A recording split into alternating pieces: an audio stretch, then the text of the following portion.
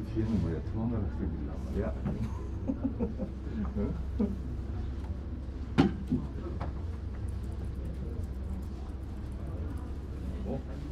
선생님 왜 여기 앉아있어? 도망가죠. 부담입니다.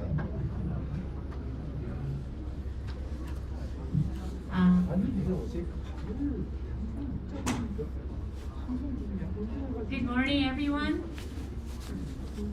Thank you so much for coming back to the second day of our conference, and also welcome those of you who are here for the first time.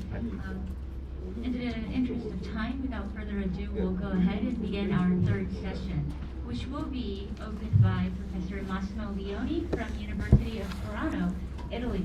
And the title of his presentation will be The Portrait and the Landscape, a semiotic cultural comparison of the European and Asian meaning of singularity.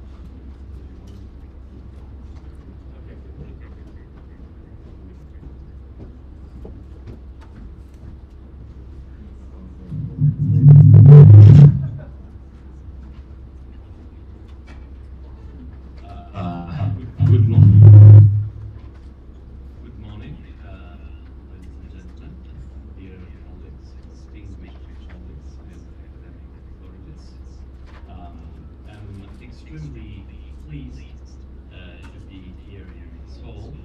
It is a great pleasure, a great honor. I must thank Korea University and of course the recently established International Association for Asian Semiotics, whose birth owes a lot to my dear friend, Professor Jim. Thank you very much for the honor of being the speaker in this conference, in particular to deliver this lecture.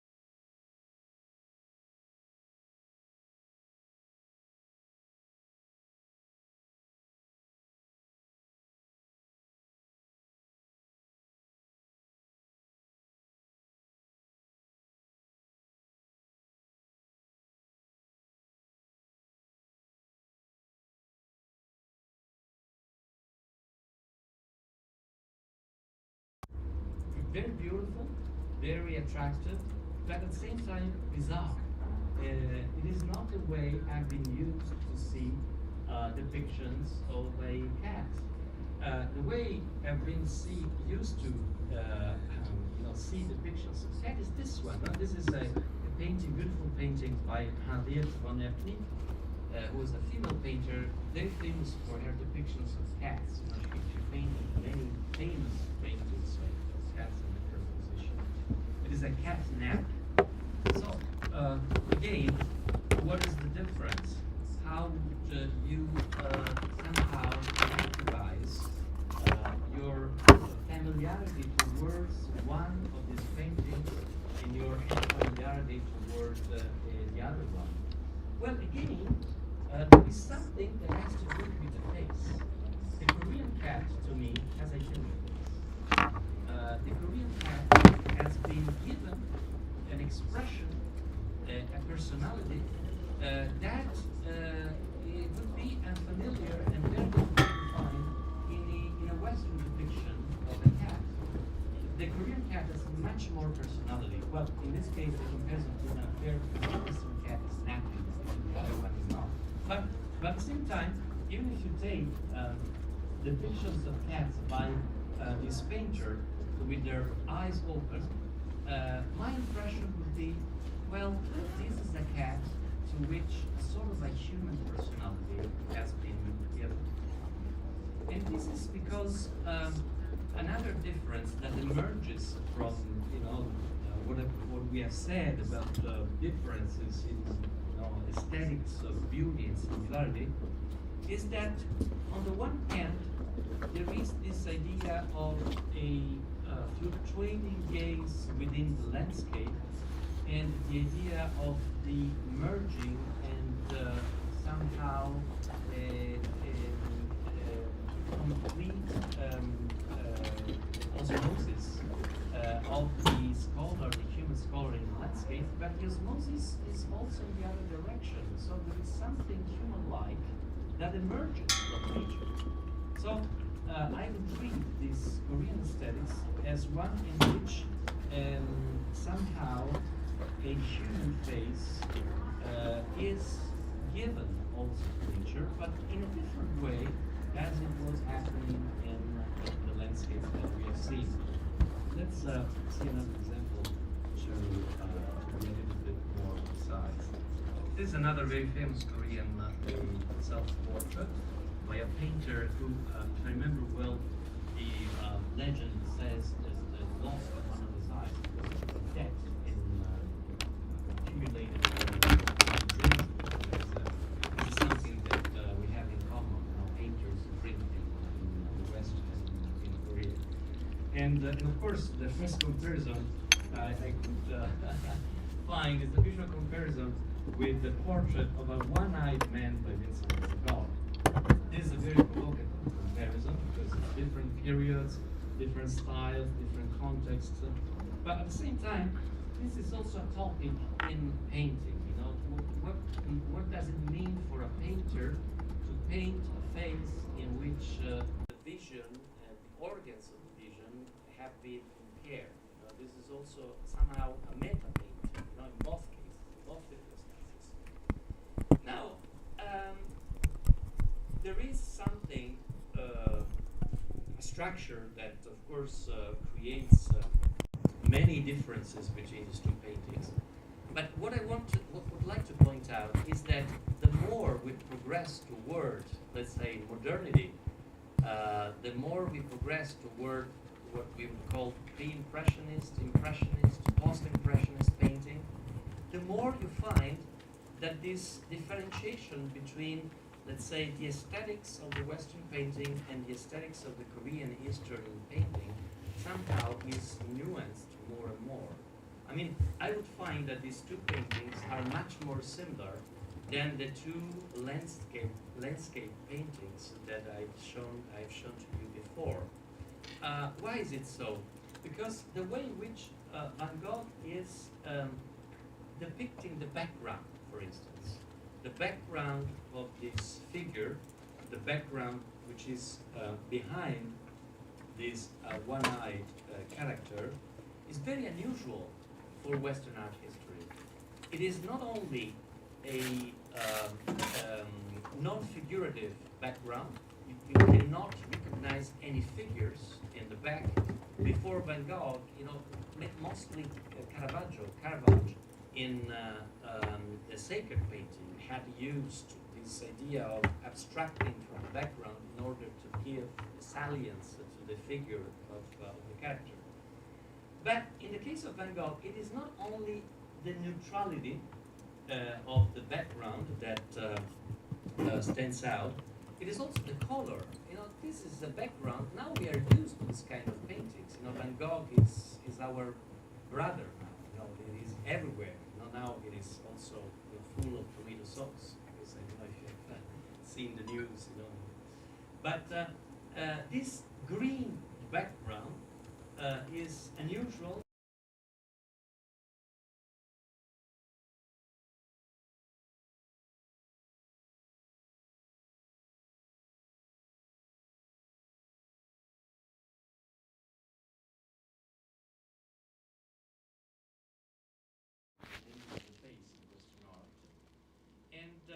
It shows the fact that Western aesthetics and the Western aesthetics of the portrait had already been influenced by a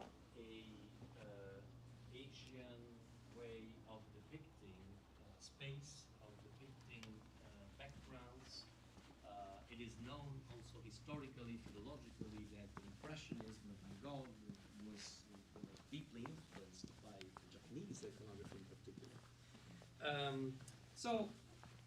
How to conclude? How much time do we have, Professor Sundaking? Because I could talk on and on and on. 2 minutes, yeah, 2 minutes. 2 minutes, okay. Let me skip some of the examples because I don't have time.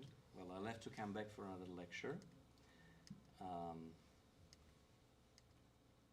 But let me go. I always plan my lectures as if they were lasting like days, but they are not. So there is another thing that, let's say, the Western culture of the face and the Eastern culture of the face have in common, is physiognomy. There is a rich tradition of physiognomy in Asia, in China, but also in other Asian countries. And this is an answer to what is probably an anthropological need, which is cross-cultural. This anthropological need is the need to know the invisible through the visible, to use the face in order to understand what the face both shows and conceals, the personality of an individual, but also in the case of Chinese physiognomy, as well as in the case of Western physiognomy, to know what is invisible per excellence, that is the future, the idea of studying the face in order to understand the future. Now, another interesting parallel is that both in the history of Chinese physiognomy and in the history of Western physiognomy, physiognomy has become an instrument of knowledge of the face for painters. You probably remember the conferences that Charles Lebrun wrote and then published about how to use physiognomy in order to depict the passions of the face.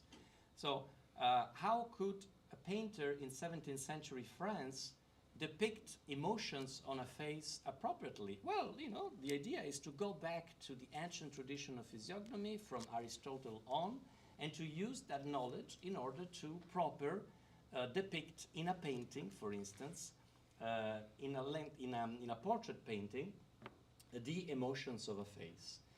The same happens also in the Chinese history of the portrait.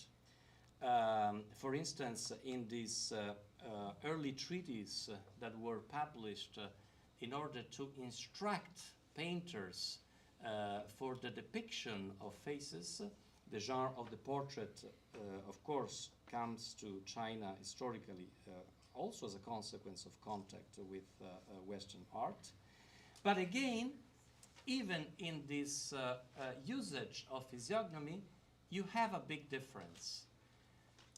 Basically, when the first Chinese painters write treatises in order to instruct other painters to use physiognomy so as to better depict the face of individuals, they basically suggest to depict the face as if it was a landscape. So the landscape is again, I would say, the fundamental aesthetic matrix of the Asian visualization, even when this visualization concerns the face. Whether the face is the fundamental matrix of the Western visualization, even when this visualization concerns the landscape. Now everything is blurred, of course, so we are communicating more and more, but I think it is very important, especially in this age of digitalization of the face, again, not to take it for granted, and not to take for granted our familiarity with facial representations, and see how these ancient cultures, aesthetic ideologies, practices of representations still influence our ways of conceiving the face and its depictions. Thank you very much for your attention.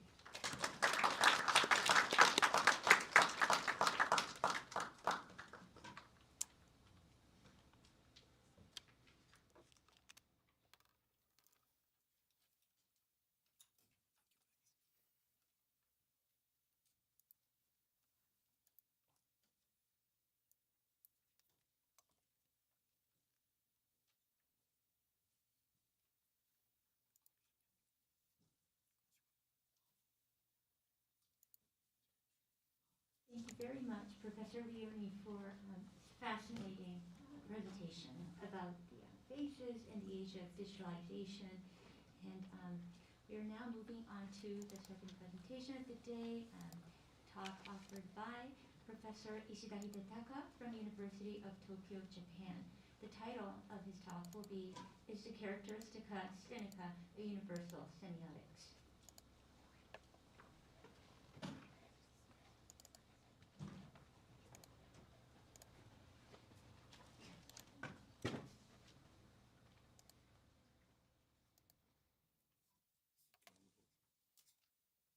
I can. Oh, this one. This one. This button. Yes, yes.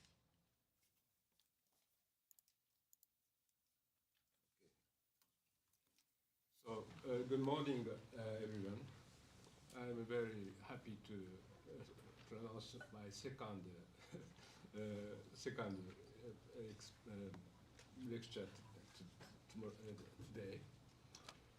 After the brilliant and very interesting lecture by Professor Leone, I will deliver another point of view about the possibility of Asian semiotics. I entitled my talk is the Characteristica Sinica, Universal Semiotics. Characteristica Sinica, Latin word, is by Leibniz, Gottfried Leibniz. And so the letter, Chinese letter, is perhaps universal semiotics. That was the opinion by Leibniz. And I think if we cannot theorize this problematic in the context of East Asian semiotics, we cannot so utilize vast knowledge of semiotics in this region, because the question of letters is fundamental for our civilization. So what semiotics can teach about meaning and number this knowledge could perhaps explain the the possibility of universal semiotics in the Asian context, in East Asian context.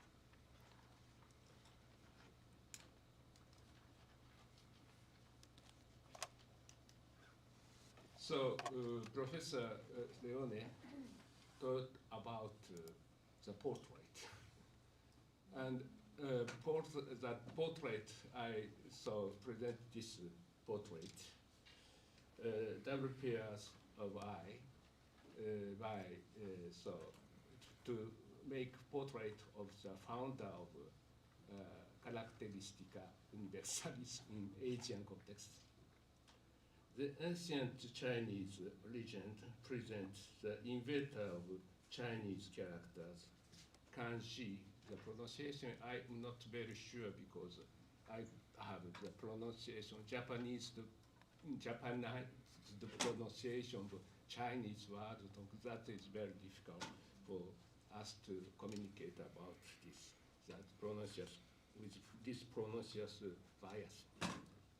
So Chinese legend is presented by depicting him with 4 eyes.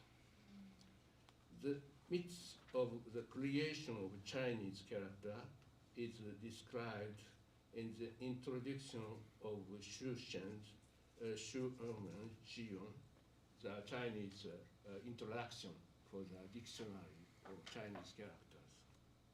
I have no time to read this part of the document, but that is the introduction of Xu Shen and J.I., the introduction of the Chinese dictionary.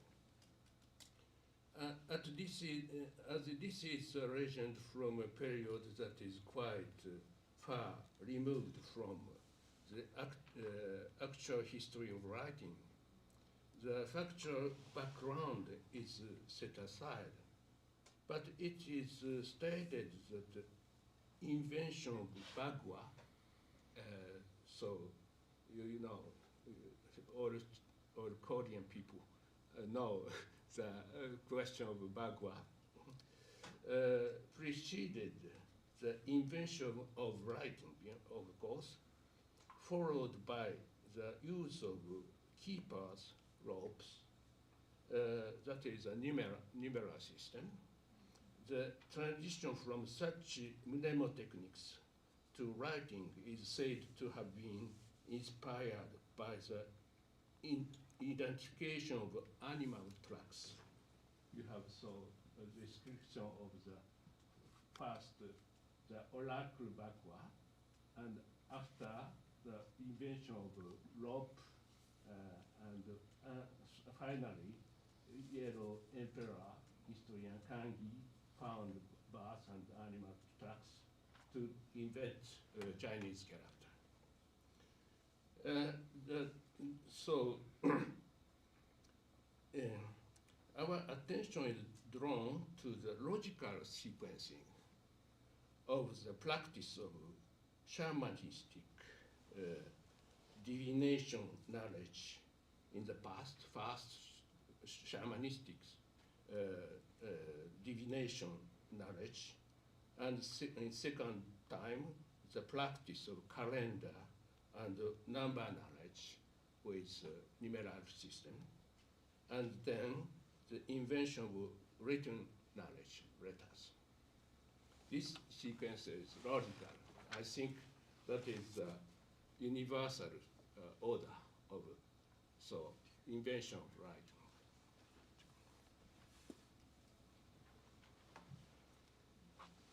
Kanji has 2 pairs of eyes because one pair is to read nature and the other pair to read writing.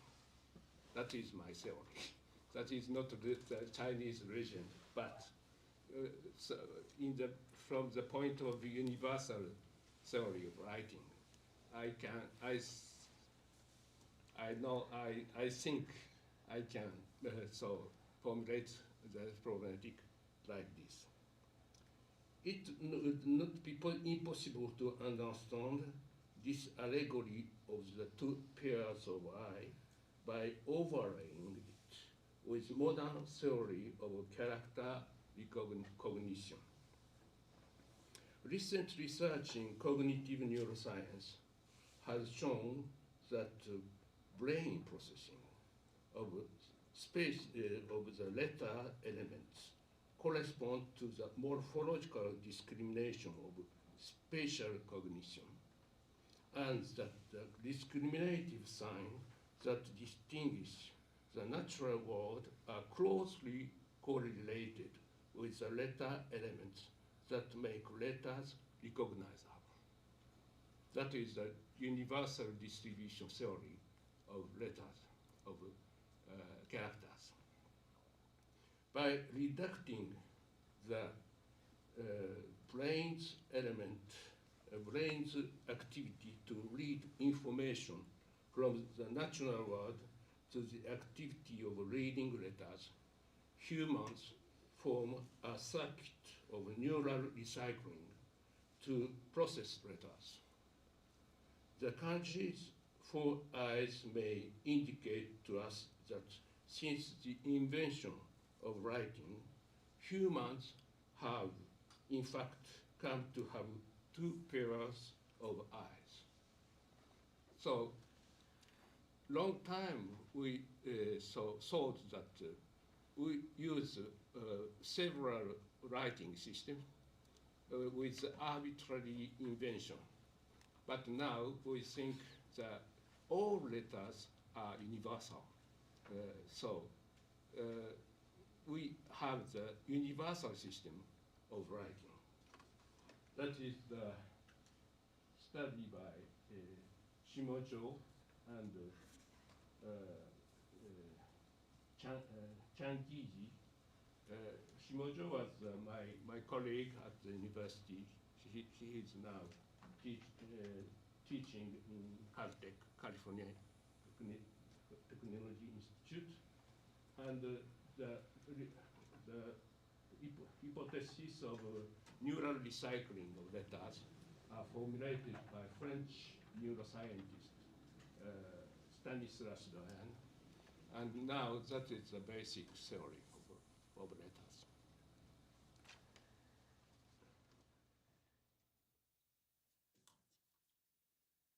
So the singularity of the occurrence of ancient Chinese characters lie in the fact that shamanistic practice brought proto-letters to the surface of a special object for divination. The privileged medium saw the scapula of the ox or tortoise shell. The tortoise shell in particular was used as a divinatory tool in shamanistic practice. Its surface was worked and used, and the shell script in Japanese, kokotsubun, was born from it. That is the beginning of the Chinese character. The berry shell is polished and flattened, and the depression is made in the back side, the side of internal organ, this side. The divination is done by pressing a hot wood or bronze lead against it to discriminate the shape of the cracks on the opposite side. That is this sign of, this sign. In this turtle divination, turtle shell is a cosmic model, because turtle is a very predestinated object, because the turtle shell is a cosmic model, miniature of the universe, modeling heaven and earth, because the sky is there. And so Earth is there. That is a very ideal object to modeling the universe. The dorsal shell represents the canopy, and the flat ventrals of the shell, the square Earth, that is the theory of heaven, is round, Earth is square. The semiosis of the divine will connecting heaven and Earth is written on the internal side of the abdomen by the fire of the key, which is led by shaman from the reverse side of the dorsal shell, the Earth. The characters on this side for the semiosis for man on the Earth. So the sign of the sky is inscribed there by the writing of the fire, and so man read the sign of the sky from the other side, from the Earth, and that is the proto sign for letters. The turtle shell is thus a media device. That is the media for transcendental monitoring between the heaven, the transcendent world, and the Earth, the empirical world. So if I can schematize that, the semiosis of divination, the generation of the character pack, that is the character pack, permits to trace this semiosis of the plastromancy, that is a word for divination by turtle. In the miniature of heaven and earth, modeled by the turtle, heaven as the element of transcendence, and the earth as the element of experience, reveal their providence, the heavenly wing, through the transcendent language written by the semiosis of fire. The shaman as scribe, as so mediator, it divines, read and write the heavenly will. The good and bad are distinguished according to the upper and the lower sign of the fissures. It is a one bit sign, binary sign system. From this figure back, the character pack was created. The reading of Bach, the linguistic name, is also onomatopoeic for word Bach, phonetizing the sound made by when a clack is formed. So onomatopoiesis of Chinese word. Divination using the carapace itself came to be called Bach. When the clack in the shape of Bach, index token in Persian sense, became the letter, a symbol in Persian sense. For the sign, the word Bach was born. This is a semiosis of generation of the letter Bach. The letter gives birth to a word. The order is important. The first, so letter, and after a word. This is the creation of a written language, so graphic language. So in the beginning, Chinese language is a graphic language.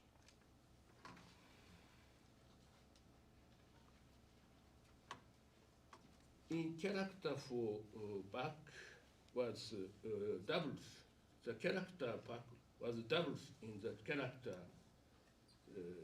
So I don't know if the pronunciation is good for Chinese people, but in Japanese, cho, indicating fissures. Furthermore, the character sen Pak plus mouse, which means to pray to the heaven and ask him about divine will, was created. And the word sen, which means to ask question by Ding, was derived from the instrument word, tripod chodon. Here is the union of the fact of divination, which questions the accidental future, is Aristotelian word, articulating the cosmological and symbolic knowledge. Contemporary Chinese scholar Leon van der Mesch states that with Pak as a beginning character, then Sen and Tei were symbolized, and then the formula, oracular formula, in Chinese was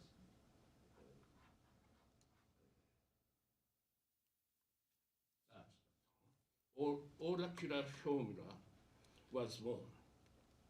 In fact, the characteristic feature of the ocular formula is its formality, which is a syntaxized formula in the order of Zenji, Meiji, Senji, Kenji. That is part of this formula. Van der Mesch states that the formula can be expressed as a polynomial equation as follows. Formula like that. In this equation, x and y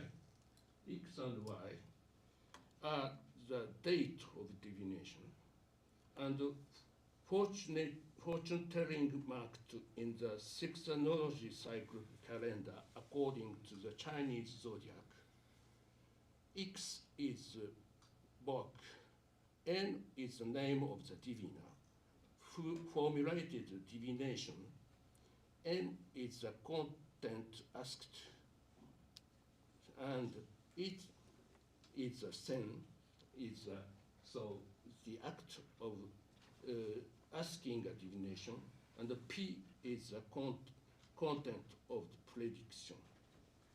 Also, oracle is inscribed by this order. That is so formula for proposition of oracle. That is systematic system.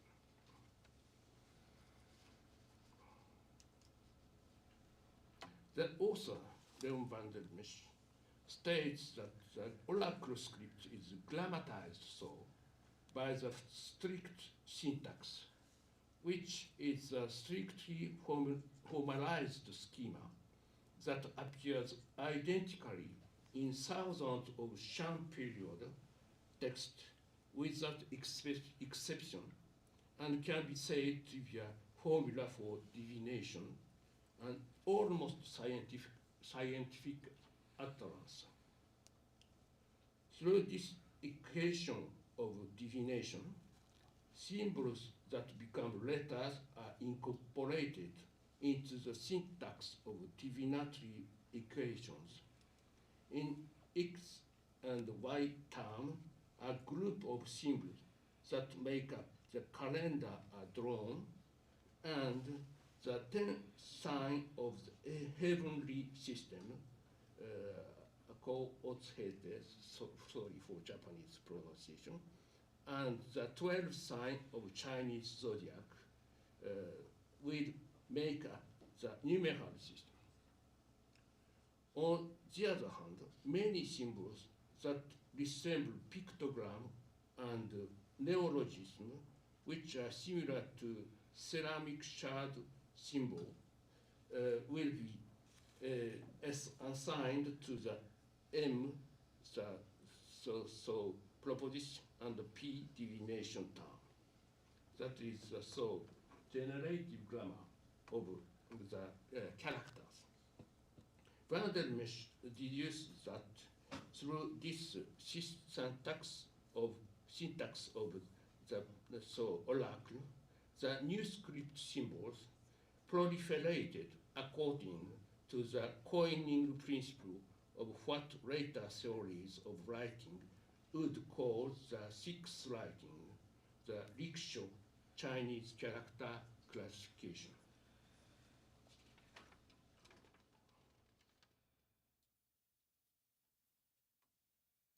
Chinese characters are generated according to six writing principle of pictogram, ideogram, ideophonogram, keisei, compounds, kai, derivation, tenchu, borrowings, all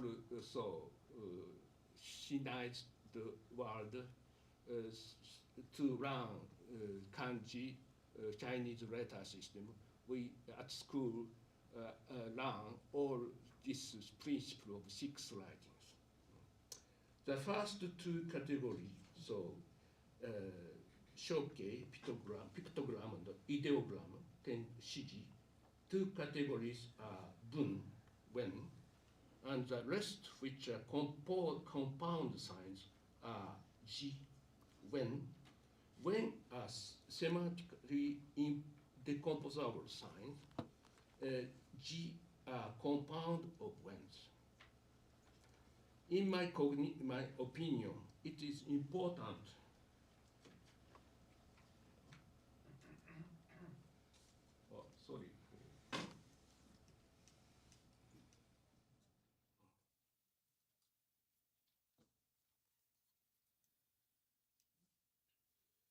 In my opinion, it is important to emphasize that the first principle of symbol segmentation of Chinese letter, of Chinese character, is the strokes. That is very important. Calligraphic strokes are unit of writing hand gesture or grapheme in semiotic term. So, Shimojo Changi's theory of universal distribution of character, according to which all characters in the world can be written in 3 strokes or less, should be used to examine this question.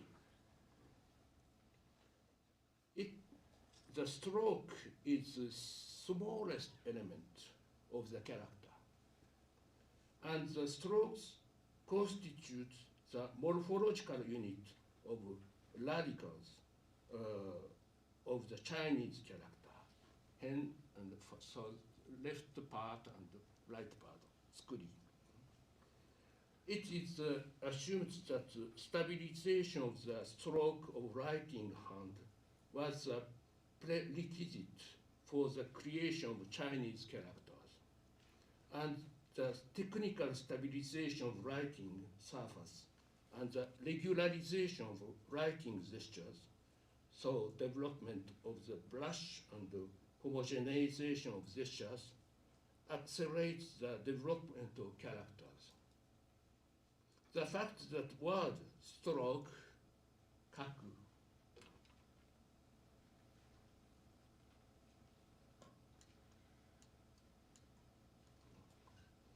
was first used to refer to the horizontal line representing the wi, yang, and in oracle. And then character stroke is also interesting.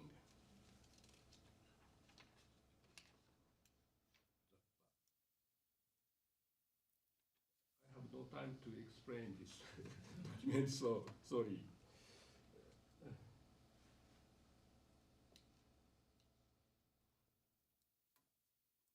The shoke, so pictogram, often understood as icon in Persian semiotics term, but it cannot be said that icon is the essence of pictograph.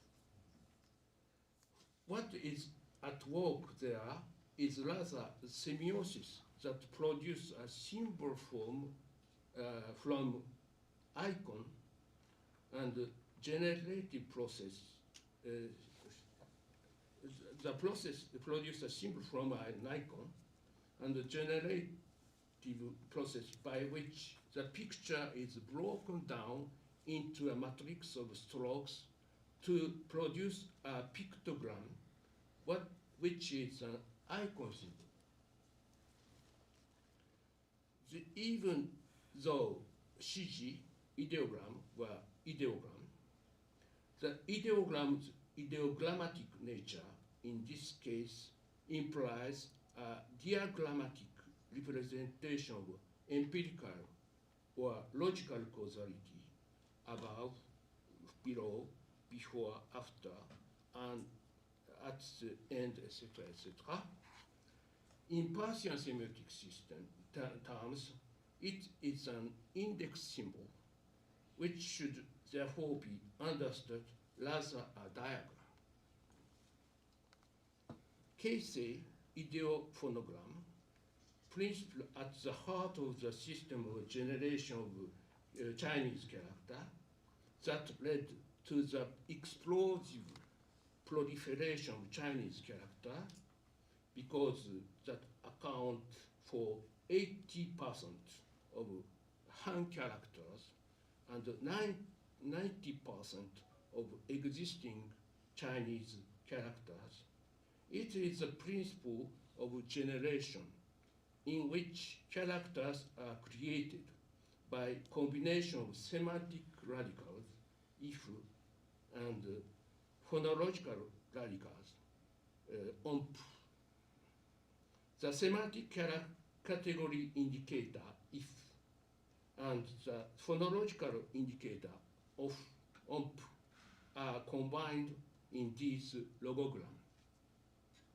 This character formation, generation, is only possible in Chinese because that Chinese language is a monosyllabic, isolate language with overlapping of morpheme and semanteme.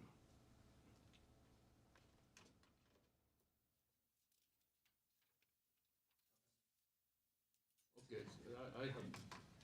Okay. Okay. I will end my.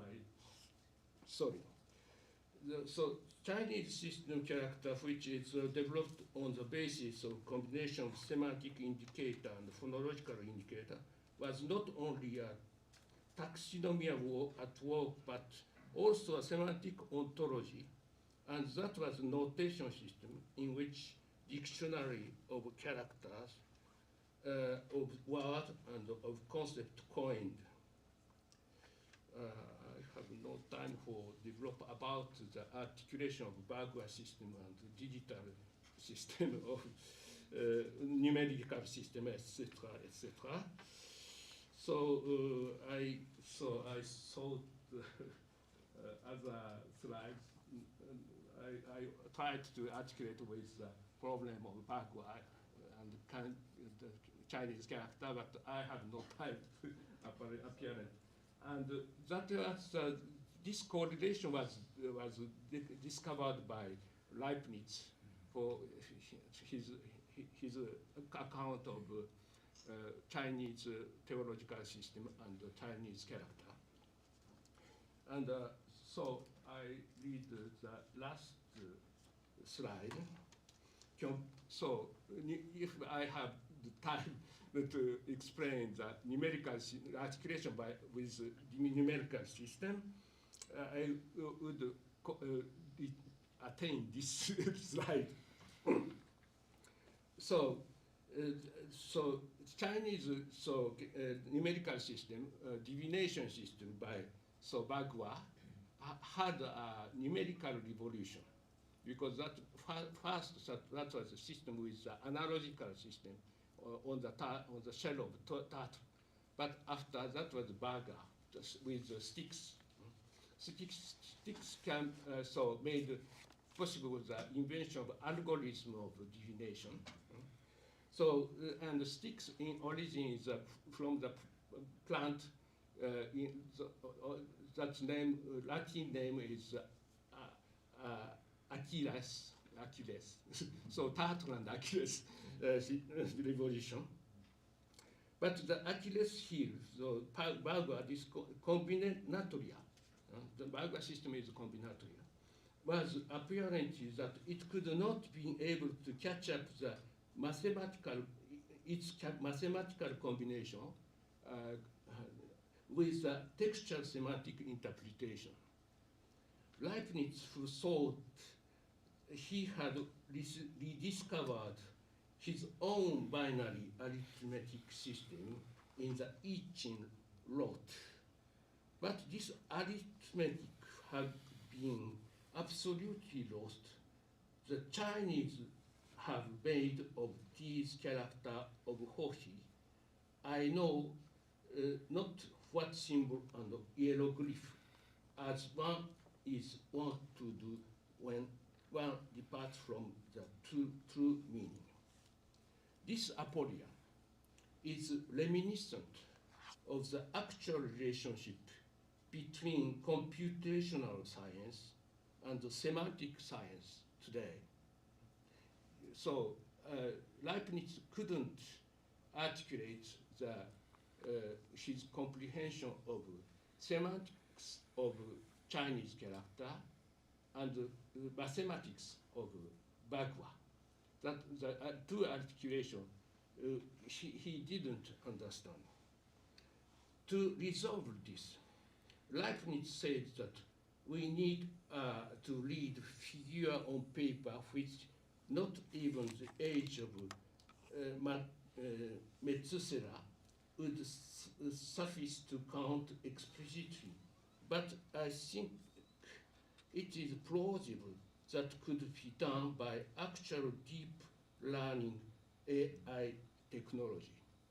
I think now with AI technology, you can partly combine this association. That is why we are reaching the plausible reading of Chinese letters without the knowledge of Chinese language. Only so the human will never know the secret of this blind sort of calculation. Sorry for the so the gap from the sorry for the time was not sufficient to explain this articulation. So.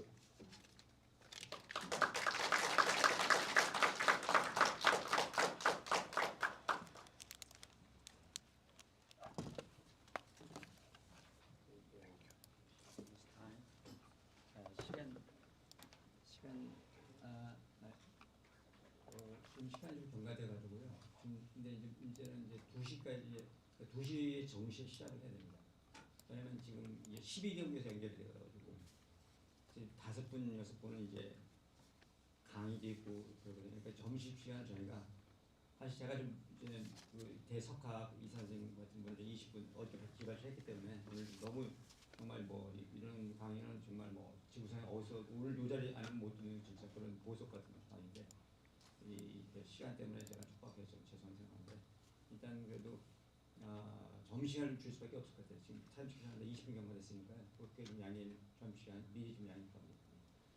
이제 나머지부터 20분을 좀 시간을 좀 드릴 것 같습니다. 그 사람은 어떤 현상이 일어나면 한 4-5분은 강의를 못하고 이렇게 그냥 하거든요. 그런 최악의 경우 많기 때문에 뭐 스페셜 케이스입니다. 보통 이제 하죠. 근데 이런 경우는 좀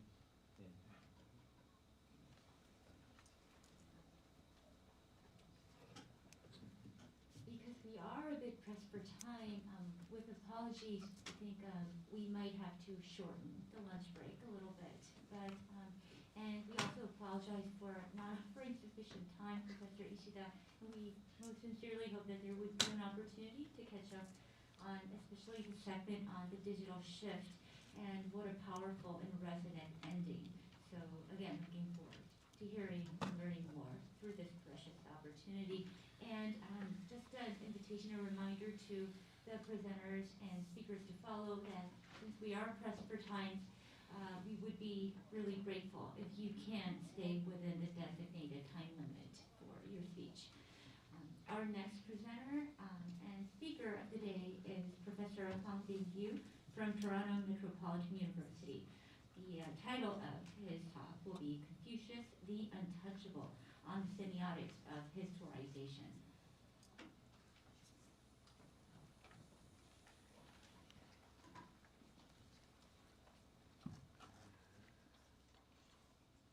Thank you very much. So how much time do I have? 20 minutes? 20 minutes, please. Okay, good. So I will stop at 10:50 here. Let me share the screen with you. Just a second.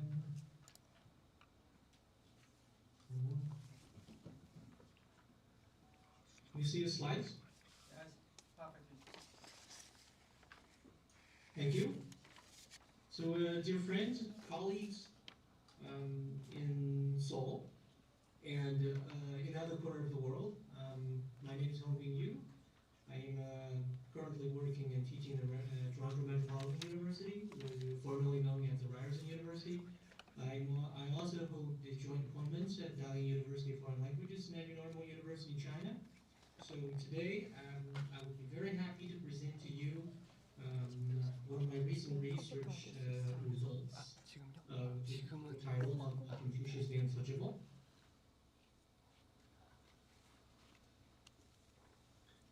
This is basically the vision of my presentation. I argue that to see clearly how easily we can fall victim to the objective illusion and the confusion of understanding and axiology in dealing with subject matter of history, not just the history, but also in other fields of social sciences. We simply need to borrow the semiotic lens. Today I'm going to use one specific case in point, the case of Confucius, the historical figure. The reason for doing so is that I consider Confucius to be one of the key cultural icons that are believed to have created connections among many Eastern Asian countries and cultural communities.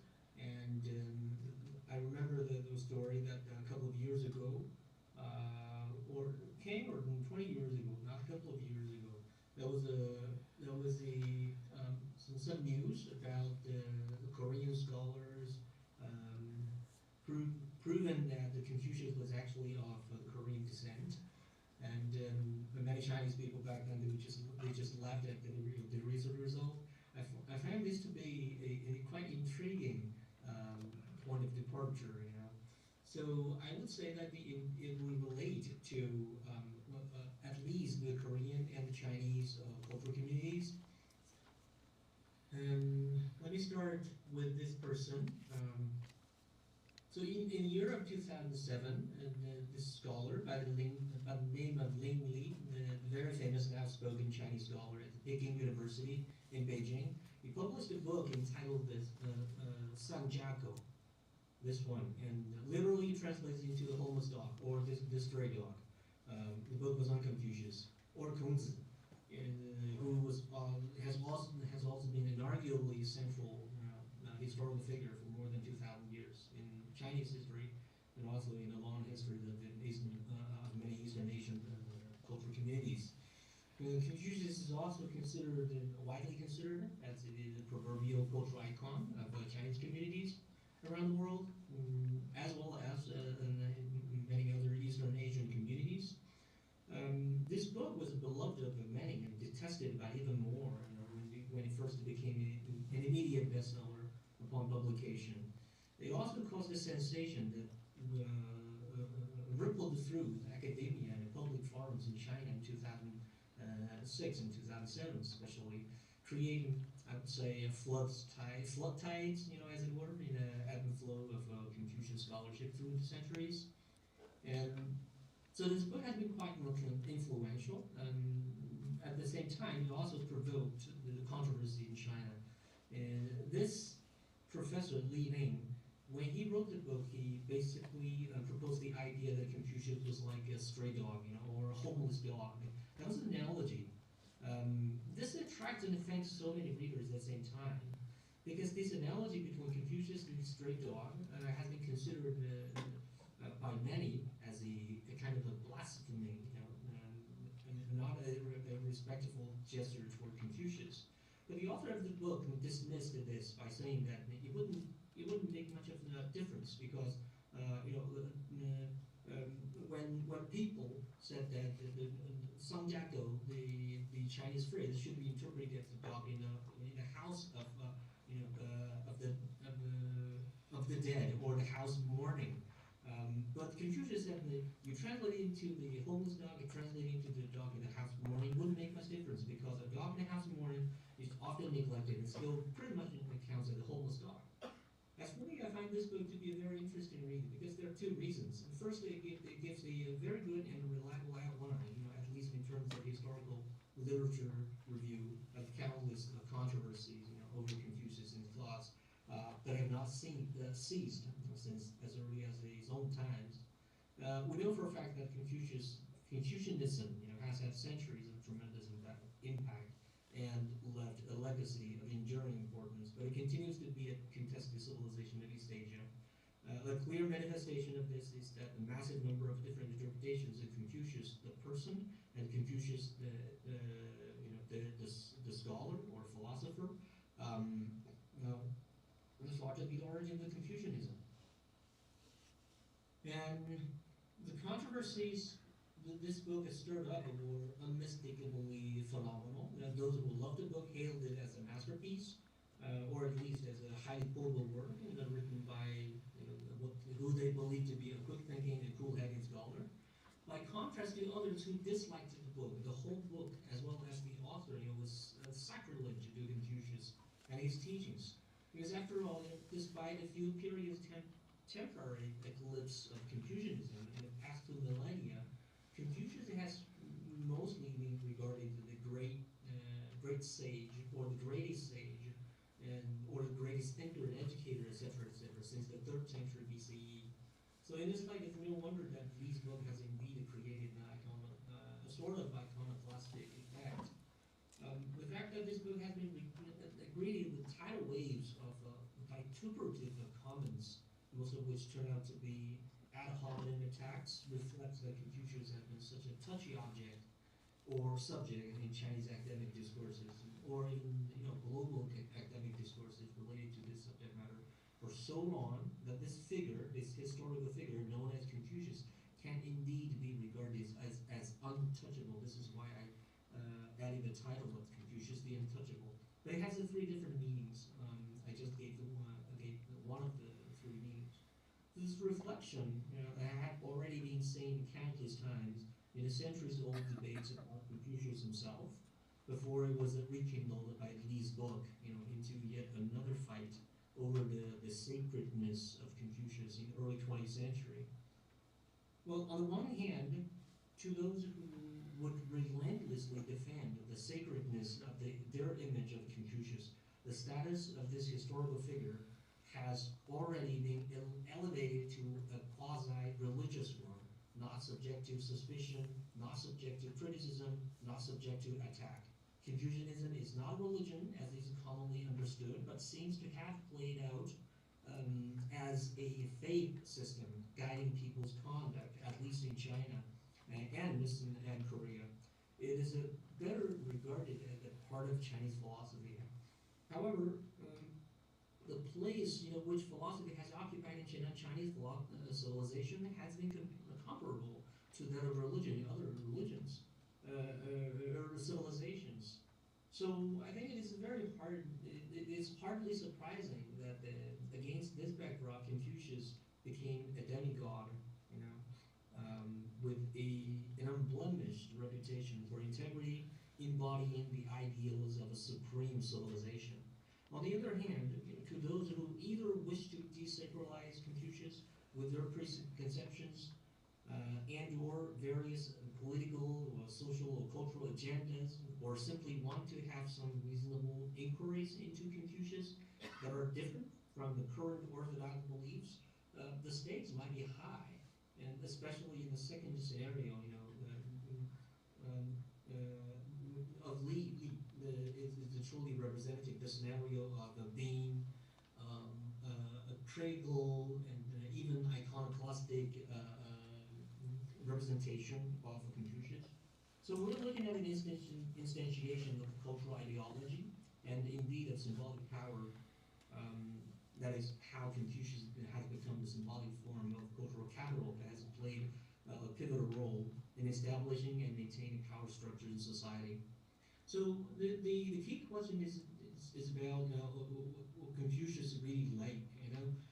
But for me, in our presentation today or in my research presented here, it's really hard, if not completely impossible, to get access to what Confucius was really like, because to most of us, you know, who have been able to read about Confucius or read Confucius, he has appeared in all forms of representational systems. For example, multimodal forms of representation and interpretation, historical documents, scholarly texts, etc., and oral traditions, documentary, movies, TV series, etc., and also the stories that people, you know, keep telling about Confucius. So, to answer the question, what Confucius was like, it's almost impossible, because no contemporary paintings or sculptures of Confucius survives. And there was no technology for photography, needless to say, high-definition holograms. You know, so nobody nowadays knows for sure what Confucius did look like. And it seems like it was only during the Han Dynasty that Confucius was portrayed visually, especially in the forms carvings. You know, since that time there have been many different portraits of Confucius as an ideal philosopher, etc., etc. I'm not going to bore you with the details, but let's just focus on on the images I'm presenting here. See, none of them are Confucius, but at the same time they are Confucius. So this is quite confusing. We're immediately caught up in a dilemma of what people might call this a crisis of representation. It seems that through all these representations, we're trying to hint at the historical figure that ultimately is impossible for us to access. And that presents many other related difficulties. These are the examples related to my argument. The first difficulty you're looking at actually was a statue outside of my old office on the campus of Normal University. I took it when I was still working there in 2016 or 2017. This is a bronze statue of Confucius. Is it really Confucius? It's not. It's just like a representation of Confucius. And a couple of years later, there's been a huge debate on the public forums and also the state media of China about the visual representation of Confucius, the so-called standardized portrait of Confucius. And this is impossible, because what they have been arguing about is something that is beyond their reach. It's basically fundamentally about the political struggles of powers or for power. And these are further more demonstrations of examples of the Confucius. But none of them are Confucius, but at the same time you can say that they are Confucius. But that we should mean they are simply the representations of Confucius imagined, or the sign system created by people to refer to that historical figure. And in the past it was customary to have a portrait of one of these portraits in Confucius temples, and this is actually a tradition, not just saying in China, in different civilizations, to use visual, tangible forms to represent the deceased persons. During the reign of the first emperor of the Ming Dynasty, remember, it was decided that the only proper portrait of Confucius should be in the temple, the Confucius temple in the Confucius hometown, Qufu. Well, if you go to Qufu, you'll see that once you see that portrait, it's still very difficult for you to decide whether it was really Confucius, because not just theoretically, but also in practice, it is impossible for that portrait to capture what Confucius must have been like when he was still alive. In other temples, Confucius is simply represented by a memorial tablet or plaque, or some people call it like a spiritual or spirit tablets. These are also Confucius, but at the same time, we know that they're not Confucius. So my point is that, let's take a couple more examples. It's very interesting to know that in the Western model of what Confucius is believed to have been like, which is quite intriguing because this is ridiculous. If you look at the details, it was impossible, for Confucius to have lived a life like this, in a kind of image or a place that resembles, by design, resembles the Plato's academy. This is ridiculous because in Confucius' own time, we know for a fact, or based on whatever we have learned in history, it was impossible for them to have built this kind of structure or architecture. So this is Western imagination. A single Google search for Confucius will give you approximately 18 million hits. None of these would actually capture Confucius, I would say. They give us the conceptual system, representational system to work with on Confucius. And the real Confucius, so to speak, I don't think this is accessible anymore. And due to lack of time, I will skip this part, or briefly mention this part. So far, there have been the three major stances on Confucius I have summarized. The first one is veneration, and the second one is iconoclasm, and the third one I would like to call it neutral. And the leading example is often associated with the second one, but I would associate it with the third one. The perfect example of the stance of the veneration can be seen in the Analects. Basically, the Analects said that Confucius is the greatest sage, and this is echoed by the famous the records of the grand historian, also known by the Chinese name Shi Ji. This is basically resonates. This document resonates with the first one, the Analects, in hailing Confucius as the greatest sage or greatest teacher ever. The third one that shares the same feature of veneration is the family sayings of Confucius, or the school sayings of Confucius, which was considered like a fake text. But then later on, it was decided that it was a so-called legit text that captures Confucius' deeds and his sayings. Well, the perfect example of the second stance on Confucius is this book, among others. It's written by Jensen.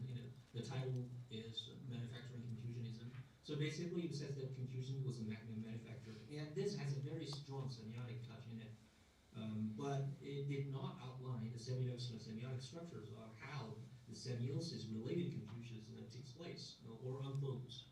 The third one example is the one I mentioned. I started with today's presentation, and basically it bases the studies on the critical reading of the Analects.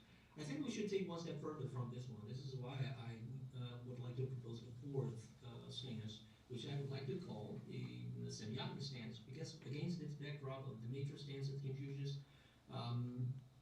the most or the more pertinent approach should be a semiotic one.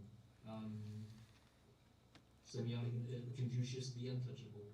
Also, I'll give you one of the relevant concept that I have used in this study. It is the concept modeling proposed by Thomas Semiotic and Marcel Denesi, famously in the year 2000. It provides very useful integrated framework of semiotic analysis that covers the Peircean conception of iconicity, indexicality, and symbolicity. The basic elements and results of the modeling process are models. So basically, simply put, we can think of Confucius or versions of Confucius that any of us should has had to be considered to be models. We have the ability to produce meaning-bearing forms to stand for objects, events, and actions and feelings, situations, etc., or the historical figure in Confucius, known as Confucius. But can we access the Confucius as he was? No, it's impossible. Even if his students back in his days, maybe his contemporaries, when they had the opportunity to interact with Confucius, even train with Confucius, they could not say for sure what Confucius is really like,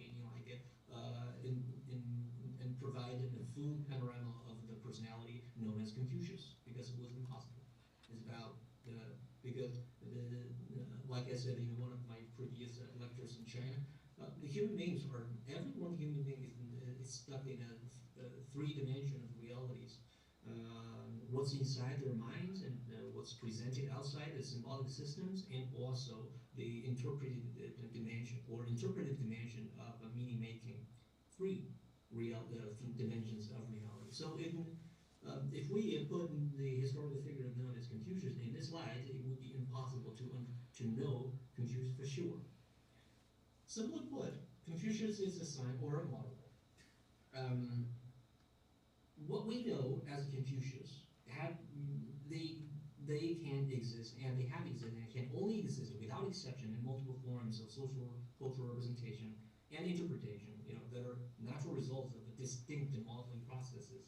And these models include, most notably, visual forms such as historical narratives and various genres, and paintings, carvings, spirit tablets, which I just showed you, and sculptures, monuments, etc., stories, and so on. They compose the immediate realities of Confucius for us, and the very foundation upon which any further discussions about Confucius, his disciples, their thoughts and lives are even possible in the first place. So it is therefore impossible, I reiterate, it is impossible to reach the so-called true Confucius completely independently and outside of this widely varying modeling system that have been used to create the results and models about Confucius. Okay? And I think what really matters is that the case of Confucius serves as an instance, a specimen, a sign, which is extensible to any other historical figures. Whatever modeling processes have unfolded in and in whichever directions they have evolved, it is probably the never-ending attempts to seek to restore, so to speak, Confucius to his original self, and what these attempts tell us about ourselves that really matter. And by saying that, I conclude my presentation in exactly 20 minutes. So if you're interested in my ideas and arguments that have been presented in the recently published article, please feel free to download this article, find this online, and read it. And I would be very happy to receive any opinions or questions from you, and I look forward to our further possible interaction. Thanks very much. 20 minutes. Thank you very much. Thank you, Professor Yu, for being so punctual and also regaling us with these fascinating ideas. Now we will invite Professor Sung-Do Kim and Sung Park for discussion following on the talks that we have just been listening to.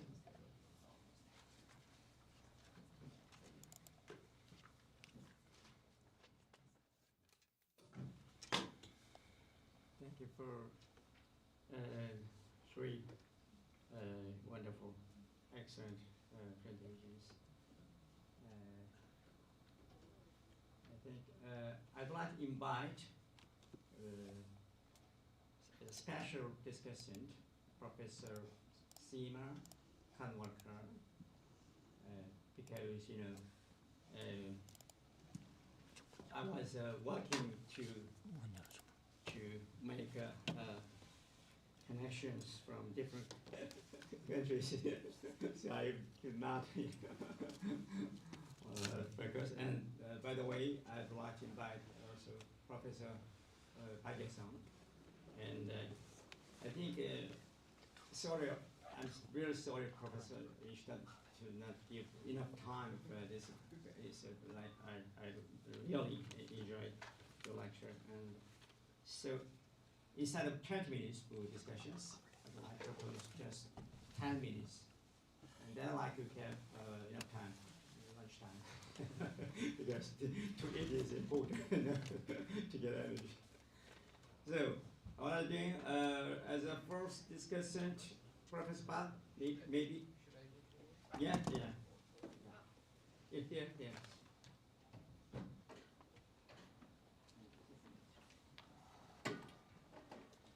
Yeah, first of all, thank you for you three scholars from abroad. Thank you for your marvelous presentation. In order to shorten my ask time, I'd like to ask briefly. First one is, the first ask is not only to Massimo Leone, but also to be Yu Hongbin in Canada, this mixture. As far as I understood, there is a very delicate mechanisms between mixture and reversal between the paintings, just like you have described landscape and portrait, and one point is missing, still life, you have not described. And two more interesting point is the abstract painting via allegory or metaphor, just like the painting of Edvard Munch, The Cry. I'd like to hope your explanation on this point. What about the abstract paintings with your mechanisms? I'd like to hear about that. That's the first question. And the second one is, combined with your question, I'd like to combine the portrait of Confucius, just Yu Hongbin described, whether it is a portrait or landscape from your eye. That's my first question. The second one is about the interpretation and presentation of Professor Ishida. Whether Chinese character is characteristica scenica is universal media of characters. And we have many systems on characters from pictogram, ring 문자 in Korean, ideogram, 개념 문자, and hieroglyph, 상형 문자, and also phonogram, 음성 문자. I have to explain in Korean. And then we have many cases about universal systems in writings besides Chinese. For example, Egyptian hieroglyph or Maya or Azteca is a hieroglyph, Maya, Inca. But the one thing is, I'd like to ask is, Chinese characteristica scenica is universal. In that point, this Chinese character has also articulation forms. Just you described Yuksa, 6 writings. There's the 6 techniques of writings, not only ideogrammic. My question is, the crucial point of universality of Chinese character is the articulability in ideograms. That's my question. Second question, please. I think it's together or together. And then, yeah, after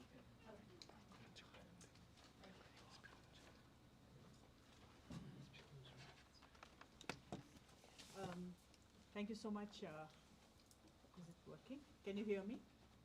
Yeah? Okay. Yeah. Yeah, okay. Well, what a scintillating morning to have 3 presentations on themes that, sort of cut across, that there was a commonality of divinity, of nature, animistic life, cosmology, vision, perception, oracular grammar, and iconoclastic representation. So I think, if I had to really sort of look for common words, these would be it.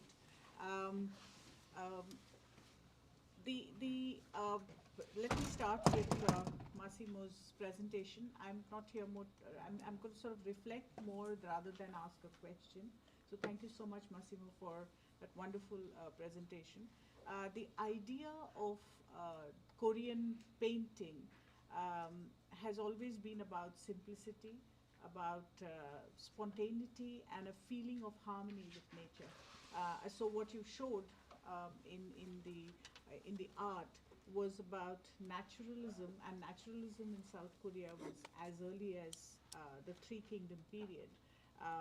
So the depiction of clouds in paintings in South Korea is all about longevity and abundance.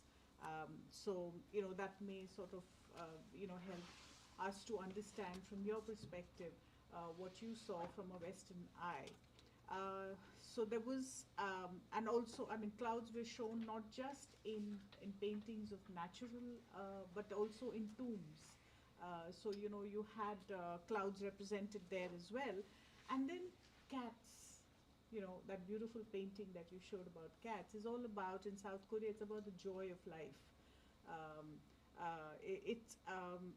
And the painter, that the artist that you talked about was actually a middle-class painter who broke away from Confucianism, and very interesting to sort of connect it with Hong Bing-Yu's presentation on Confucius. The last point that you talked about, the physiognomy. Also, in the Japanese, art form, you actually have cats tattooing one another. So it's a very beautiful depiction. So cats play a very important role in this whole, East Asian culture. So in the last point that you talked about, physiognomy, is something that seju in Korean is the same as the Chinese, so it's all about fortune telling as well. So even in India, you have face readers. So you read the face on the basis of the physiognomy of the face. So it is the same since the Shang and the Shen dynasty. So I think that sort of, if I had to summarize your presentation about the East Asian paintings. Thank you so much, Massimo. Let me now come to Professor Ishida's fascinating account of meaning and number and universal semiotics, and the fact that the double pair of eyes. It's my favorite painting as well, because and the fact that you found footprints of birds and animals which led to to create letters is something which is which the invention of writing inspired by the identification of animal tracks was something which is absolutely amazing. And the neuron recycling to process letters, the semiotics of the oracle, and the shamanistic characters brought proto-letters to the surface of special objects for divination. So I think, and of course that wonderful aspect of the scapula of the ox and the tortoise shell, and the shell script was born. I think these are very, very rich details that your presentation brought out. In India, for instance, we have a similar aspect of divinity and God. So the script, which is the Devanagari, Dev means God, and the script, and Gari, Nagari means the script of the city. So, it is literally all about God and script of the city. So you have, it was all about, the Sanskrit was all about a civilized, cultivated, and a purified form of scripting. So I think that there's a lot that East Asian cultures share about script, which we really need to address in the Asian Congress, in the future congresses as well. And we need to retrieve, and of course the concept of orality, because Sanskrit was originally composed orally in the Vedas. It was never written down. You see, so it was written down much later, and it is very interestingly similar when it was written down to Indo-European languages like Greek and Latin. Okay, so it is a very inflected language in that sense. So it was used for didactic purposes. So I would like to know if there are any similarities with what you said, and for treatises. So the Jains and the Buddhists, especially the Mahayana Buddhism, did use Sanskrit script to to talk about treatises, and then we have. Thank you so much, Professor Ishida, for that wonderful and very rich, insightful presentation. We have Hongming Yu, who talked about the idea of representation and the imagined. So in India, we have similarly, the deities have very Aryan representations, which is, the color is, there is no Dravidian representation, which is dark, So it is always about the fair skin, which is always about the perfect nose and beautiful eyes, but you will never find any deity represented as a dark skin, as a flat nose, or anything which is close to what we have, a real person in the south of India. So again, I think even like the fact that we don't really understand or get to see the real Confucius, we don't know who the real God in India is. We worship a very Aryan, a foreign representation, and a very idealistic representation of Indian gods, and especially on calendar art. There's a beautiful book by Christopher Pinney called The Photos of the Gods, which is an anthropological account of how Indian gods are represented. So I think in that sense, all three presentations brought out very, very, very rich ideas of divinity, of representation, of physiognomy. So I think I now leave the forum open for questions, and thank you once again for this lovely morning session. Thank you.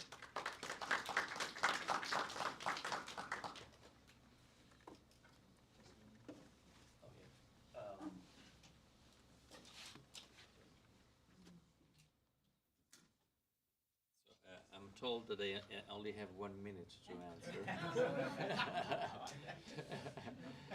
And so, what could I say in this 1 minute? I will show my face to you.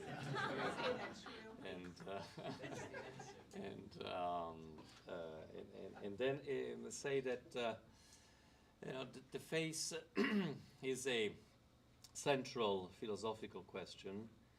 A very important page on it has been written by philosophers Deleuze and Guattari in Mille Plateaux, where they talk not about the face, the visage, but about the visageité. And again, there is this tendency that I described with reference to Plato to go from the instances to the concept. So in the Western representation of the face becomes a concept. It becomes a matrix again. And as every matrix, it is a powerful instrument, but it is also a cage somehow. Deleuze and Guattari tended to show that this matrix could be used also to, let's say, constrict imagination. So with this idea, I must leave you, but of course I'll be happy to discuss about still life, about the different genres that have depicted the face in the course of Western art history. And I thank you very much for all your comments and questions.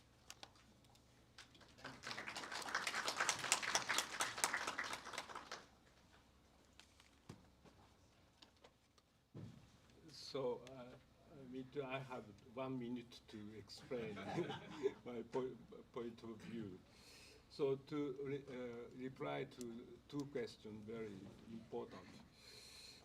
I will say this, but first of all, about the articulability of the character, questioned by professor, not colleague.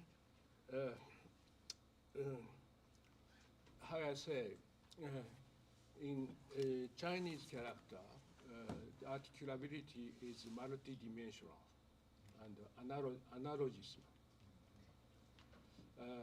So that is not articulation, linear articulation. That there is a multidimensional articulation. And this articulation is articulated with a question of calendar, with a question of cosmology. That dimension is always present in Chinese writing system. So I pass to the second question, answer to our not colleague Antien, excuse me for my French. Cosmological dimension is important for articulate with divinity.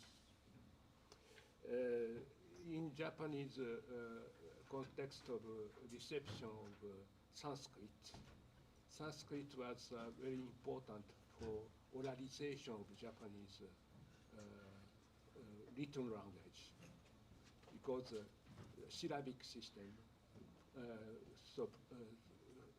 is come from Sanskrit study of Japanese language. And a combination of Chinese character and Sanskrit transcription and Sanskrit theory of language made Japanese writing system possible, syllabic and ideographic. And in this dimension, there is also articulation with divinity, the cosmology, etc., because that rooted in the hermeneutics of Buddhist sacred text. So all things are articulated by the question of letters. So my 1 minute reply. So Hongbin, you?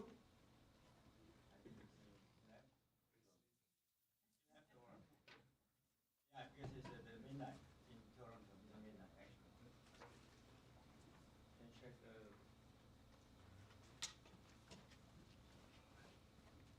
If he's not sleeping, he can say something. But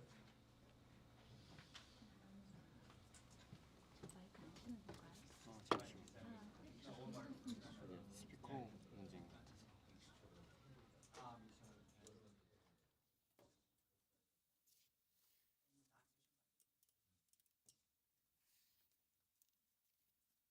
Thank you again for the fantastic discussion, and I hope I'm audible enough. Yeah. Great. So we'll move on to the next set of talks and presentations, which will be kick-started by Professor Yasong Park from Jeju National University. The title of his talk is Prehistory du goût. As the pioneer of culinary semiotics, an overview of historiographic observation.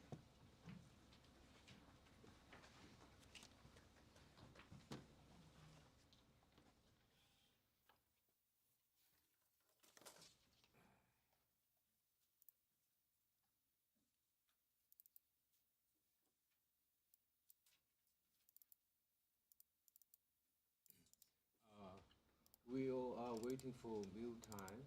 It's so I'd like to shorten my talk a little bit in 15 minutes. It's planned 20 minutes, but I'd like to save 5 minutes just for today. The theme is Bria Savarin's Physiologie du goût in French, or in English is Physiology of Taste, or in German, which I like to say, speak today, but Physiologie des Geschmacks, taste, goût, and Geschmack. I think it's a pioneer of modern culinary semiotics because This essay was written about 200 years ago, exactly in the year of 1815. 207 years ago, it was written. But the main thought of this book is amazing. It has been written for 2 centuries ago, but the main concept of this essay is astonishing. So, the semiotic value of the food, one of the main agenda of modern cultural history, the culinary or eating, was researched in many countries, but especially in France by Grammas, as we.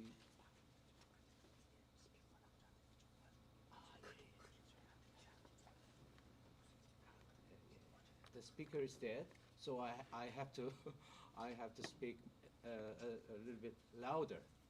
Can you hear me from the floor? Yeah. It's the main theme of the culinary studies, studied mainly by French semiologists, as you know, Grammas, Bach, and Floch. But I have found an even earlier semiotic observation in an interesting essay, just I said about Physiologie du goût by Brillat-Savarin, which was written by this French lawyer. He was a lawyer. He was not a chef. He was a lawyer, and he was an essayist. His name is Brillat-Savarin. And in this presentation, I aim to interpret this essay on the level of semantics, syntactics, and pragmatics. Based on historiographical results, Savarin's essay could be evaluated as a pioneer of contemporary culinary semiotics. By the way, what's the criteria by which the preceding discourse can be labeled as a prehistory of the consequent or succeeding discourse? What's the condition? It's not enough, and sometimes very dangerous, to repeat sometimes similar terms have been repeated. That means it's not enough. He said similar to me 2 centuries ago. That's not enough, and sometimes very dangerous. So what's the criteria? The criteria for semiotic prehistory should be semiotic itself. So I think it's a very good clue for a first conception of diagrammic or relational iconicity as a basis for historiographic conditions. For example, Peirce curled a spatial diagram in which relationship within certain object shows similar relationship with other object as a diagram. It implies the criteria for confirming the interface between academic discourses, preceding discourses, and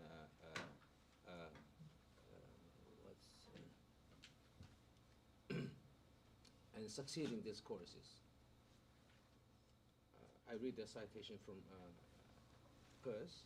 For example, the way a diagram or graph represents an object shows a similarity between the relationship that exists on the graph and the relationship that exists within object. For example, economy, graph and economy. Or the color of the sea and the color of the map. He calls it relational iconicity.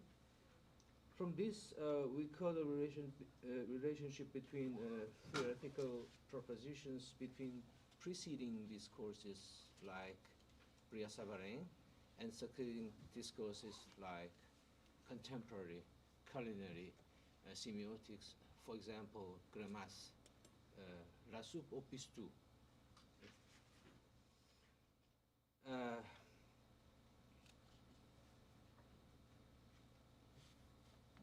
예. 제 파일을 좀 보여줄 수 있어요? 그림을 봐야 되는데. 어떤 거요? 이런 거요? 박여성, 예, 피지올로지. 혹시 PPT 파일 아니시고 한글 파일 받으세요? 한글 파일.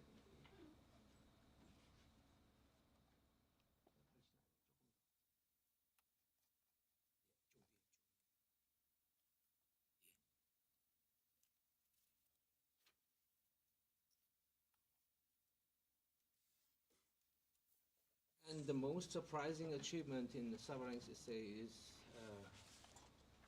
with no doubt, is the forecast of the semiotic square, which is familiar to all semioticians. He pointed out that the purpose of gastronomy is to separate gourmet from gluttony. In Korean, 미식가 from 폭식가, or eating pigs. So he has divided in 4 categories in plain terms: heavy eater, violent eater, and contrary to gastronome or gourmet. So I have an example in Japanese, godoku no gourmet. In Japan, Inogashira in major role. So, in French, gourmandise is a reflective one which occurs under various conditions of eating. Therefore, the opposite form of food derived from the elegance of Athens, the luxury of Rome, and the delicacy of France, which are the treasures of the Western spirit. The food becomes gluttony, eager of eating and drinking. Accordingly, when the Briton, Germans, Teuton criminals, they are all barbarians. Yeah. They invaded France. They also brought a rare appetite, and a rare size of stomach. They are not eater. Yeah. They are heavy eater and violent eater. So said, the French said so. These unwelcomed guests pigged out at restaurants and tavern stalls, even on the streets. Writes Bria Savary. And with no doubt, the narrative model of Grémas, the semiotic, the famous semiotic square, is a semiotic application of the proposition calculus in mathematics, or logic originating from Aristotle or medieval rhetorics. In summary, on the contrary to incomplete contradiction between binary categories, this relation is characterized by the existence of an absence of specific semantic purposes, sem, for example, the contradiction between life, non-life, etc. As you see here. And the next page.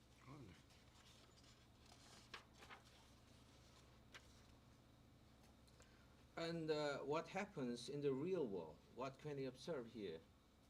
As an interesting example, I have cited, let's think about the kings of rock and roll. You know, Elvis Presley and his son-in-law, Michael Jackson. A bumpkin from Memphis, he started to work as a slicky body truck driver, reached the peak of his popularity in Las Vegas through the U.S. military service in Germany, and ended his life with severe obesity and drug addiction. That means he started from gourmet, and he ended his life as a big eater, or a drug-infected eater. If Elvis' life narrative went through the path of eater, glutton, binge eater, his son-in-law, the great Michael Jackson, who married his daughter, Lisa Marie Presley, died prematurely, took the exactly opposite side of his father-in-law. Is it a coincidence or is it a fate? I don't know exactly. From eater and vegetarian and anorexia, he eats nothing and came to death. Isn't there a tragic inversion between a father-in-law and a son-in-law? What's interesting is that the logical structure of this narrative path is captured intact in Savarin's satires on foodies, eaters, gluttons, and binge eaters. The next page, please. I think page 6. Page 6.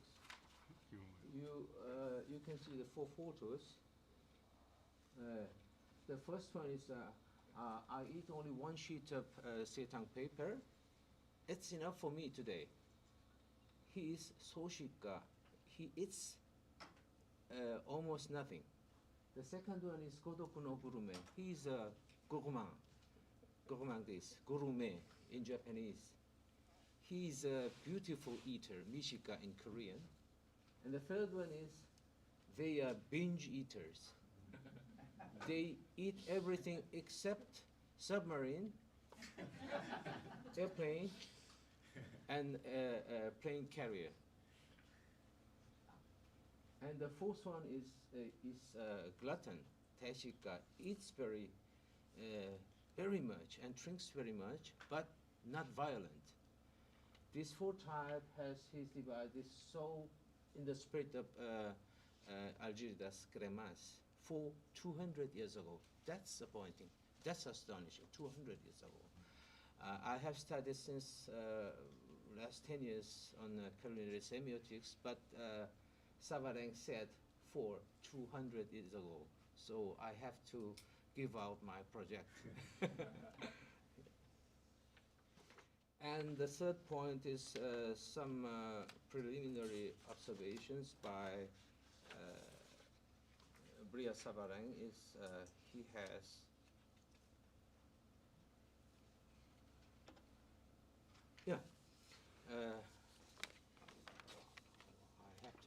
I have to jump to my closing. Along with the advances in culinary semiotics and clue about the culinary semiotics, customs, social systems, and technology, all jobs related cooking and selling of food, including cooks, cookers, confectionery, manufacturers, and grocery stores are exponentially increasing. Thereafter, a new group of occupation, he had pointed up, a new group of occupation for 200 years ago, such as restaurant managers, appeared. That means the space has appeared, restaurant as a place. At the same time, the development of food storage, horticulture, wine brewing, distribution of exotic food, popularization of cafe and tableware were accelerated. Savarin saw that it was the birth of a restaurant as a lieu in French, the place in anthropological sense, and that there gathered all these developments and provided a turning point for actors, actants, and spaces and programs. Until then, the joint restaurant and the kitchen of the inn served meals only at a fixed time, only at a fixed amount. That means you can have it between 11 to 13, and thereafter there's no eating, and no price is fixed. But at this time, from this time, the special place restaurant has a special price, a special menu. That means that's a culinary system has emerged. From around 1770, a completely new lieu, in the sense of the marcoget, restaurant began to appear.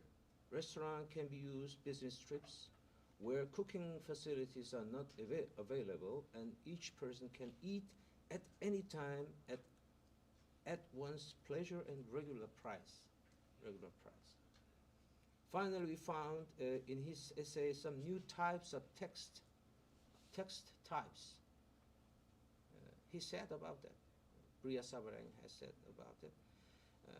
We would like to call the birth of the society in French monde, and the culinary text types like such as carte, menu carte, and carte playée, Rechnung or bill in English, on recept in German, or in French recipe, recite, and so on.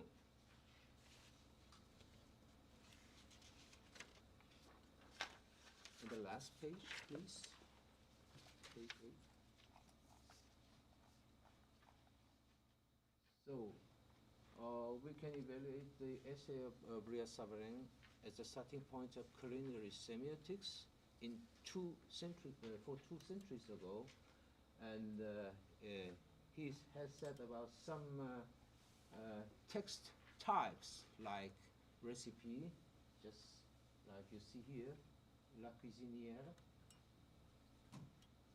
And the last one is which one that I have taken in Germany. In Germany, I have in a Turkish restaurant, and with this photo, I'd like to end my presentation. And I ask you all, do you know what's the name of the meal, the above?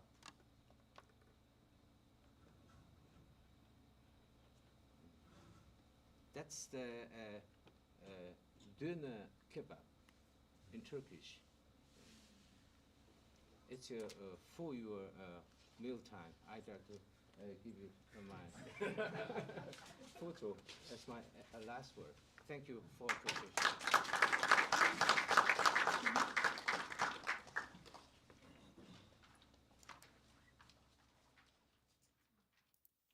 Thank you, Professor Park, for a most appetizing wrap-up. I'm sure we're looking forward to lunch even more.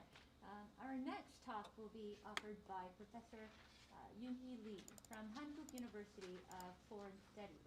The title of the talk is Place, Cultural Selves, Narrative, Towards Maps of Meaning in Iyagu.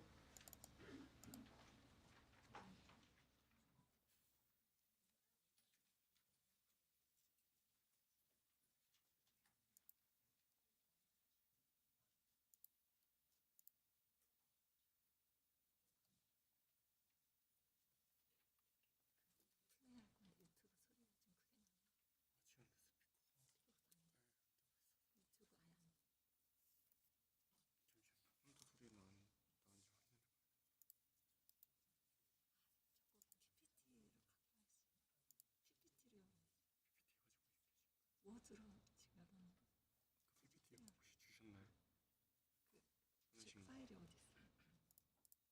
USB. PPT로 얘기했는데. 혹시 여기 이 파일 중에 교수님 거 파일 있어요?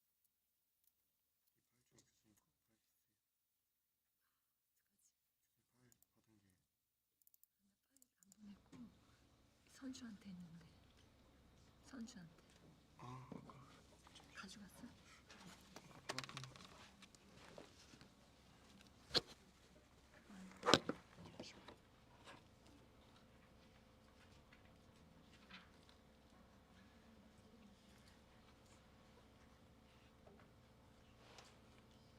그 파란색으로 뜬 저기 유튜브 저기 USB.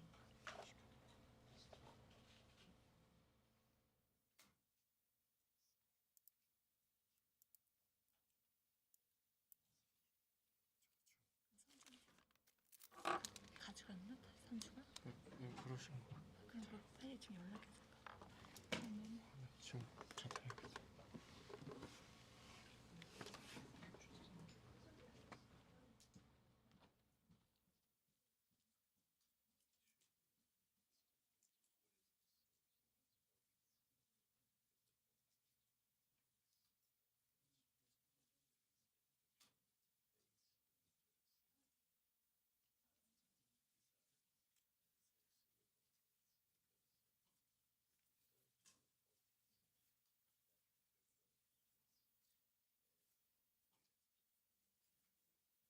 Due to some technical complications, we will have Professor Yong-ho Choi on the stage first from Hankuk University of Foreign Studies. The title of his talk is The Screen Ego.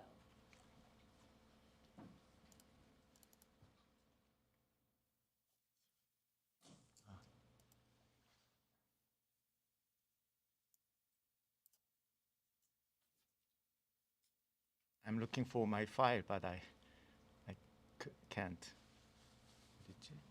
여기 스크린 에고라고 밖에 바탕에 깔아놨는데. 바탕화면에요? 네, 네. 타이틀이 어떻게? 스크린 에고요. 스크린 이거요. 네. 아까 있었는데. 한국어로 쓰셨네요. 아니.